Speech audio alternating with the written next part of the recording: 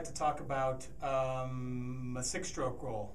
It's a very, very common technique that I learned watching a guy play named Ron, who was in a band called the Belching Penguins, a punk band in the mold of DRI back where we grew up in Sarasota many years ago. He was an amazing drummer. And there's two ways to play fast. I've always employed two different ways. One is leading with the bass drum first, and when I say fast, I mean like death metal speed, not blast, but death metal speed, sort of like Angel of Death in Slayer's Rain in Blood. That leads with the kick drum first, right? There's another way to play fast where you lead with the snare drum first, with like that. Now they have different sounds. It might sound like I'm splitting hairs here, but they're really quite different rhythms. And when we write songs in Atheist, depending on the nature of the rhythm, sometimes if I lead with the kick drum first, it will sound kind of like a punk. It'll have that punk sound, and it doesn't fit. Where if I lead with the snare drum and a death metal speed riff, it sounds better. In this case, and I use different riffs for each style of playing.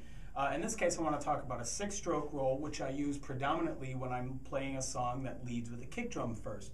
On our new album Jupiter, coming out on November 9th, there's a song called Fraudulent Cloth. It's the third song in the record. It's very fast, very riffy, very sort of old school death metal style of playing. And that whole song, I lead with the kick drum first, and you'll hear it throughout.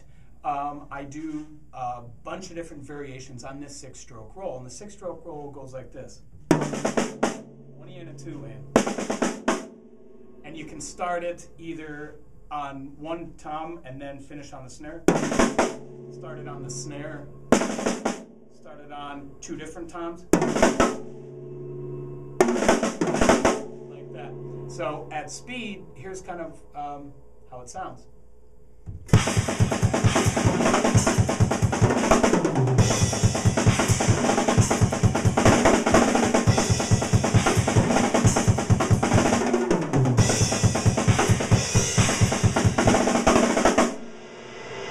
How it goes when I'm actually playing the song.